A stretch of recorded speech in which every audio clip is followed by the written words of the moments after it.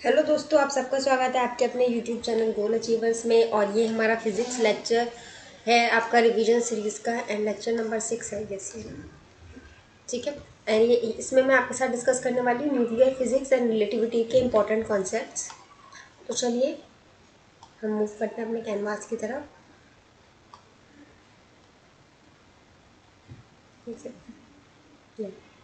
Now let's move toward the canvas. और देखो यार, न्यूक्लियर फिजिक्स अगर हम सबसे पहले पढ़ रहे हैं तो हमें पता होना चाहिए ये किसके ऊपर बेस्ड होती है। This is based upon the nucleus. ठीक है, आपके न्यूक्लियर फिजिक्स जो है न्यूक्लियस पे बेस्ड होती है। न्यूक्लियस की डिस्कवरी किसने की थी? न्यूक्लियस की डिस्कवरी की थी रदरफोर्ड ने। कहाँ की थी? अल्फा पार्टिकल्स में। या आपका फिजिक्स में नहीं पूछेगा, लेकिन करंट अफेयर के लिए वो जब आपका स्टैटिक आता है ना 10 मार्क्स का, उसके लिए इंपॉर्टेंट है। अल्फा पार्टिकल में। ठीक है। अब गाइस देखो, इस चैप्टर में बहुत ज़्यादा चीज़ें नहीं थी पढ़ने के लिए आपको। बाकी तो जो कॉन्सेप्ट था वो पूरा डिटेल्ड वाली चीज़ें थी। फिर भी मैं आपको एक दो चीज़ें कुछ कुछ जो इम्पोर्टेंट थी वो बता देती हूँ। लाइक पहली चीज़ कि आपका जो न्यूक्लियस होता है वो हमारा स्टेबल रहता है। ठीक है। वो कैसे स्टेबल रहता है, क्यों स्टेबल रहता है हमारा, उसके पीछे हमारे 2-3 रीज़न होते हैं। पहला क्या होता है कि आपका स्ट्रॉन्ग न्यूक्लियर फोर्स।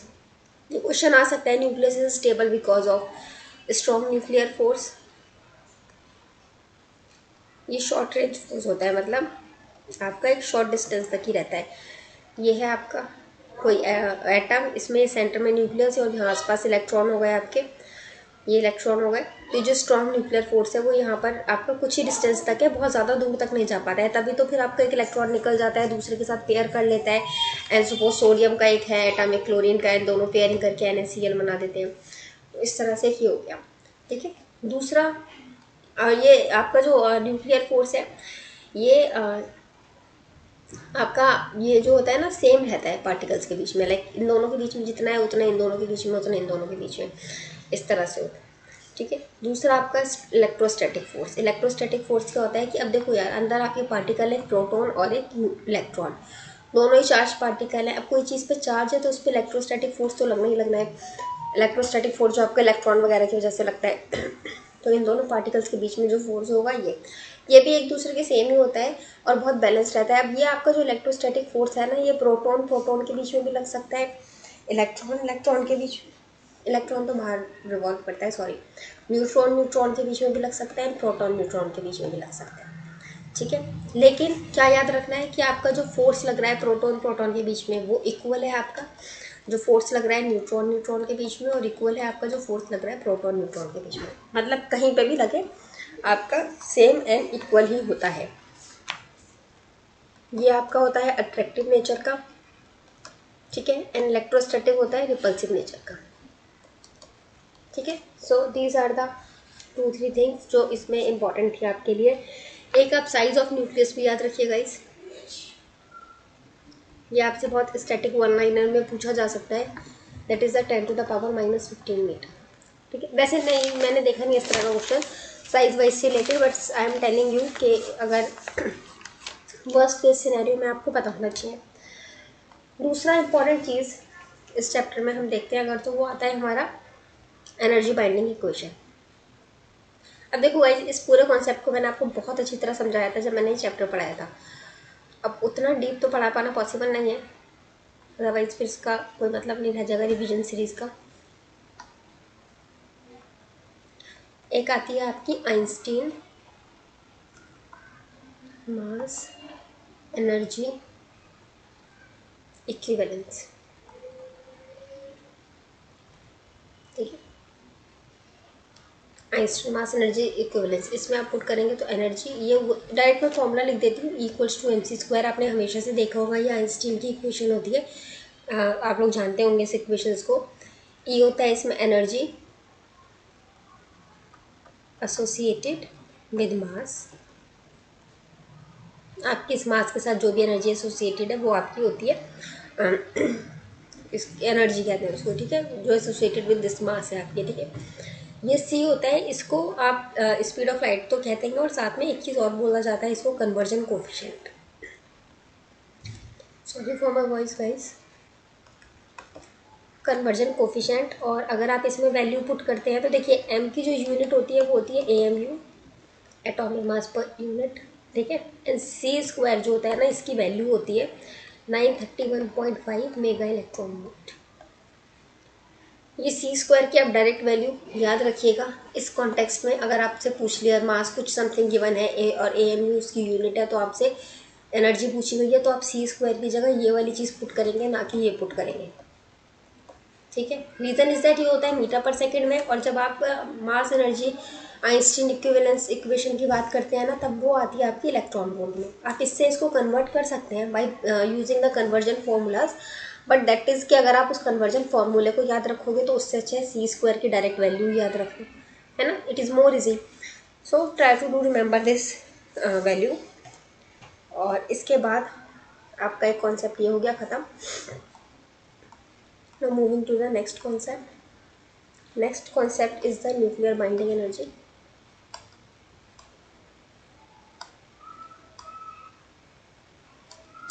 ठीक है। न्यूक्लियर बाइंडिंग एनर्जी में आपका क्या होता था, ये जो न्यूक्लियर बाइंडिंग एनर्जी है इसको भी हम ई बी से डिनोट करते थे। आप ई से जैसे भी आपको कंफर्टेबल लगे आप डिनोट कर दीजिए, मैंने सिर्फ डिफ्रेंशिएट करने के लिए ई बी ले लिया। आपका फॉर्मूला वही है डेल, लेकिन अब यहाँ पर आप एक चीज़ देखेंगे क्या एक्स्ट्रा लग गया है यहाँ पर, ये डेल वर्ड एक्स्ट्रा, ये जो ट्राइंगल है ना इसको डेल बोलते हैं, ये एक्स्ट्रा आ गया है एनर्जी एम सी स्क्वायर के फॉर्मूले में, ये एक्स्ट्रा आ गया है, ये हो गई आपकी बाइंडिंग एनर्जी। अब ये एक्स्ट्रा आया है तो ये क्या है, देखिए डेल एम को आप कहते हैं mass defect. Mass defect basically क्या होता है कि जब आपका एक प्रोडक्ट दूसरे प्रोडक्ट में चेंज होता है, उसमें कुछ न्यूक्लियर रिएक्शन होता है उसमें, वो चेंज होता है, तो उनके जो मास में चेंजेस आता है ना, वो उसको हम मास डिफेक्ट कहते हैं। अब आप डायरेक्टली इसके और इसके मास के बीच का डिफरेंस निकाल के नहीं कह सकते कि ये इसका मास डिफेक्ट है। उसको निकालने का भी एक फॉर्मूला है। क्या फॉर्मूला है, डेल एम। अब देखो आपसे ऐसे या तो आपको मास डिफेक्ट देगा और आपसे ये पूछेगा, ऐसा नहीं करेगा कि वो मास डिफेक्ट भी कैलकुलेट करवाए और फिर ये भी कैलकुलेट करवाए, या तो या सिर्फ मास डिफेक्ट भी कैलकुलेट करवा सकता है, लेकिन इसके चांसेस हैं नहीं पूछने के। आई डोंट थिंक ये मास डिफेक्ट कैलकुलेट करवाएगा। हाँ, इक्वेशन पूछ सकता है, क्योंकि इक्वेशन के नाम पे वो कुछ भी पूछ सकता है। क्या होता है आपका एटॉमिक नंबर, ठीक है, mass of proton plus mass of neutron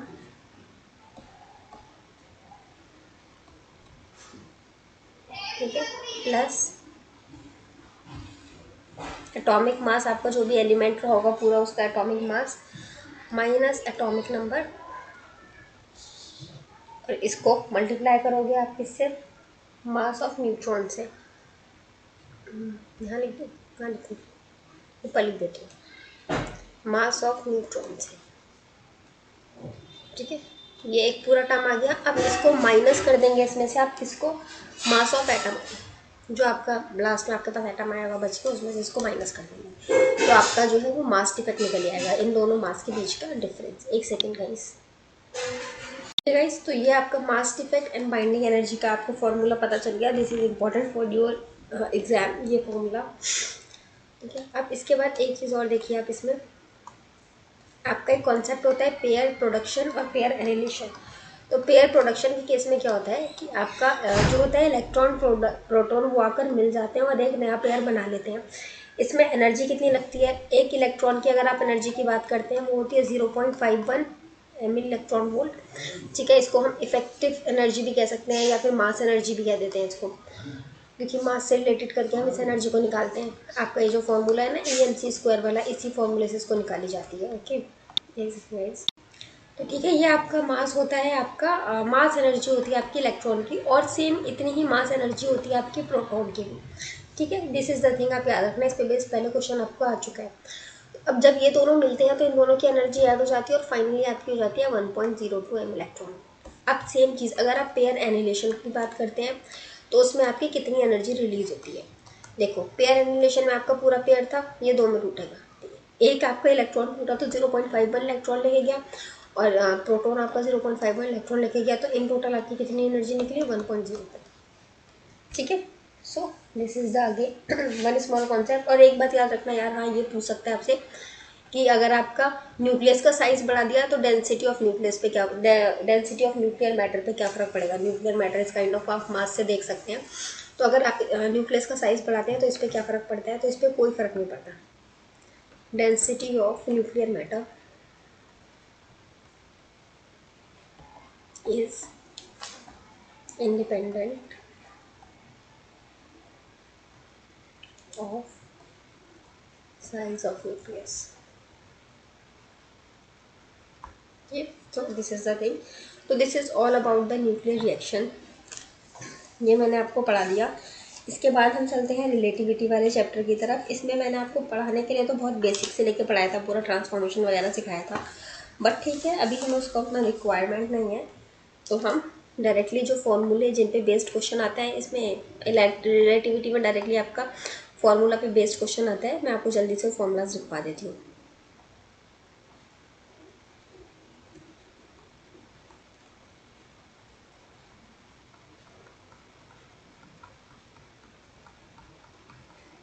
ठीक है, तो अब हम यहाँ से रिलेटिविटी पढ़ेंगे. तो देखिए, सबसे इम्पोर्टेंट चीज़ जो आपको इसमें याद रखनी है वो है इसमें लॉरेंट्ज फैक्टर. लॉरेंट्ज फैक्टर, ये लॉरेंट्ज ट्रांसफॉर्मेशन एक कॉन्सेप्ट होता है, उसके थ्रू ये निकल कर आता है. बट अभी हम उसमें नहीं जाएंगे पूरे डेरिवेशन में. अभी आप सिर्फ लॉरेंट्ज फैक्टर याद कर लीजिए कितना होता है. इसको हम डिनोट इससे करते हैं, एंड दिस इज 1 में under root 1 minus B square divided by C square. Speed of light नीचे होती है, याद रखना. स्पीड ऑफ लाइट ज़्यादा बड़ी होती है ना, हमेशा आपको पता है स्पीड ऑफ लाइट से तेज़ कुछ नहीं है. तो जो चीज़ जितनी ज़्यादा बड़ी होती है वो चीज़ उतना नीचे बैठती चली जाती है. सेम ये कॉन्सेप्ट मैंने आपको एक जगह और फॉर्मूला याद करने में बताया था, बट आई डोंट रिमेंबर कहाँ बताया था. बट हाँ, आप याद रखना, जिस चीज़ का वेट ज़्यादा होता है वो नीचे बैठ जाता है. तो सी स्क्वायर ज़्यादा बड़ा हो गया, तो इसको सी स्क्वायर नीचे और बी स्क्वायर ऊपर है. ठीक है, तो this is the formula of Lorentz transformation. अब इसकी हेल्प से आपके बहुत सारे फॉर्मूला निकलते हैं जिस पे आपके क्वेश्चंस आते हैं. तो पहला आप देखिए होता है लेंथ कॉन्ट्रैक्शन. ठीक है, लेंथ कॉन्ट्रैक्शन के केस में आपका क्या होता है, ये आपका एल डैश, मतलब ये जो आपका अपरेंट लेंथ आप जिसको कह सकते हैं वो, और यहाँ पर एल होती है आपकी ऑब्जर्वर की. ठीक है, यह होता है आपका divided by 1 minus B square by C square. Basically आपको लॉरेंट्ज ट्रांसफॉर्मेशन से मल्टीप्लाई करना होता है, तो आपका ये चीज़ आ जाती है. ठीक है, एल डैश होता है आपका जो आपका अपरेंट होता है, वो वाली चीज़. ठीक है, अब ये सिर्फ लेंथ के केस में अलग होता है, बाकियों में क्या होता है, चेंज हो जाती है कहानी. इसके बाद आपका एक टाइम डिलेशन का आप देखो. अब इसके पीछे का ना पूरा मैंने बहुत अच्छे से करवाया है आपको विद न्यूमेरिकल्स, तो उसके लिए आपको प्रॉपर वीडियो देखनी पड़ेगी जो पहले करवा चुकी हूँ. अब ये सिंस रिवीजन है तो मैं बहुत जल्दी जल्दी करवा रही हूँ उसको. टाइम डिलेशन में क्या होता है, आपका टाइम जो आपको ऑब्जर्वर नोटिस कर रहा है, T dash under root 1 minus B square by C square. ठीक है, तो ये आपका टाइम डिलेशन के केस में कॉन्सेप्ट आ गया. और यही टाइम डिलेशन आपका टाइम पैराडॉक्स में भी आपका यही जो है टाइम डिलेशन का कॉन्सेप्ट यूज होता है. बट अभी फिलहाल हम फॉर्मूला देखते हैं. थर्ड फॉर्मूला देखिए आप, रिलेटिव मास का या इफेक्टिव मास, रिलेटिव मास आपसे इस तरह से पूछ सकते हैं. मैं सिर्फ मास लिख देती हूँ. Again mass of observer am not से हम डिनोट करते हैं इसको, और ये कन्वेंशन बन चुका है एम नॉट से डिनोट करना. आप चाहें तो यहाँ एम डैश भी ले सकते हैं, बट हम एम नॉट यूज़ करते हैं तो इसीलिए हमने एम नॉट यूज़ कर लिया. Divided by under root 1 minus B square by C square. Okay, तो ये आपके यहाँ तक हो गए आपके ये मास ऑब्जर्वर का. और इसके बाद एक और देख लीजिए आप एनर्जी को. ठीक है, एनर्जी की जब आप देखेंगे तो आपका आपकी अगेन आ जाएगी energy of observer equals to M. आपकी यहाँ पर बेसिकली आएगा ई नॉट. ठीक है, ई नॉट. अब ई नॉट कितने के इक्वल हो जाएगा, एम नॉट सी स्क्वायर के इक्वल. तो हम directly M not C square भी लिख देते हैं, 1 minus B square by C square. अब यहाँ पर एक चीज़ आप गाइस याद रखना ज़रूरी इंपॉर्टेंट है. आपका ये जो एम नॉट सी स्क्वायर है ना, ये है आपकी energy associated with the mass, और इसकी वैल्यू कितनी हो जाती है आपकी, आपको पता है 0.511 इलेक्ट्रॉन वोल्ट. तो आपको क्वेश्चन दे सकता है एनर्जी फाइंड करने के लिए of mass of the mass associated, आपसे बोलेगा find the energy of the mass with this values. तो आपको पता होगा, आपको वहाँ पे मास की वैल्यू नहीं गिवन होगी, सी स्क्वायर की भी नहीं गिवन होगी, लेकिन आपको ये पता होगा कि मास के साथ जो एनर्जी एसोसिएटेड होती है वहाँ पर आपका मास का वैल्यू होता है 0.511 इलेक्ट्रॉन वोल्ट, वहाँ पे उसकी एनर्जी की वैल्यू इतनी आती है। तो m0c² आपकी पूरी एनर्जी शो कर रहा है ना, so this is the thing. ठीक है गाइस, तो energy associated with the mass आपकी इतनी होती है, और अगर आपको फाइनल निकालनी होती है तो आप इस तरह के फॉर्मूले का यूज़ करके निकाल सकते हैं। ठीक है, इसे इरेज करती हूँ। एक इम्पॉर्टेंट फॉर्मूला और देख लीजिए आप। आई रियली, अच्छा मैं यहाँ लिख के देखती हूँ, यहाँ हो जाता है तो। अच्छा, आप एक मोमेंटम का फॉर्मूला भी और देखिए, क्योंकि मोमेंटम में क्वेश्चन पूछा नहीं है तो इट कुड भी वो पूछ ले। मोमेंटम के लिए आपका क्या आएगा, P equals to P not, और पी नॉट आपका कितना होगा, एम नॉट वी के इक्वल, क्योंकि मोमेंटम क्या होता है, एम वी होता है ना, divided by √1 minus v² / c²। अब देखो इस p की जगह भी आप एम वी लिख सकते हो। अब डिपेंड करता है क्वेश्चन में आपको क्या गिवन है, क्या पूछा है, आपको उस हिसाब से जो है फॉर्मूला उसमें कुछ चेंजेस करने पड़ेंगे। बाकी आपको एक आइंस्टीन की इक्वेशन तो मैं पहले लिखवा चुकी हूँ, जो मेन इक्वेशन है E² equals to P² C² plus m² C4, ये लिखवा चुकी हूँ। और यहाँ पर आपने, ये होता है relative mass, rest mass almost हमारा 0 होता है, इसीलिए हमारी एनर्जी क्या आ जाती है, P/C। ठीक है, अब आप इसका यहाँ पर पुट करके भी कुछ चेंजेस कर सकते हैं, वो अकॉर्डिंग टू द आपको क्वेश्चन में क्या गिवन है उसके हिसाब से आपको चेंजेस करने पड़ते हैं। तो ये थे कुछ important formulas for your relativity, और रिलेटिविटी में इन्हीं 4-5 फॉर्मूला से क्वेश्चन आता है, इससे बाहर नहीं जाता है। बाकी आपको क्वेश्चंस की शीट में प्रोवाइड करवा चुकी हूँ, आप वहाँ से क्वेश्चन प्रैक्टिस कर सकते हैं। बाकी this is the end of this 2 topics. बहुत इजी थे और बहुत जल्दी हो गए हमारे कवर। बाकी अच्छा लगे अगर आपको तो please like, share and subscribe, and guys please कर दिया करो, क्योंकि फिर मुझे लगता है कि पता नहीं आप लोगों को देखने में इंटरेस्ट आ भी रहा है कि नहीं आ रहा है, तो मैं बनाऊँ कि नहीं बनाऊँ ऐसी वीडियो आगे। क्योंकि देखो जब तक सिर्फ पढ़ा रही थी ना, तब तक बात अलग थी, क्योंकि वो तो पढ़ाना ही था, चाहे एक बच्चा देखता, 2 देखते, नहीं देखते, इट डजेंट मैटर, वो तो मैं पढ़ाती ही। लेकिन अब ये है स्पेशली आपके एग्जाम के लिए बना रही हूँ, जो 4 दिन बाद है आपका। अगर आपको ये चीज़ नहीं पसंद आ रही है तो लेट मी नो, ताकि फिर मैं इसके बजाय कुछ और चीज़ करवाऊँ। डोंट वेस्ट न टाइम, आपका भी टाइम ख़राब हो, मेरा भी ख़राब हो, तो उसका कोई यूज़ नहीं है ना। If you guys don't like this thing तो प्लीज़ लेट मी नो, और अगर अच्छा लग रहा है तो प्लीज़ इसको लाइक कर दो। ठीक है, सो here's the end of the video. Thank you so much for being with me.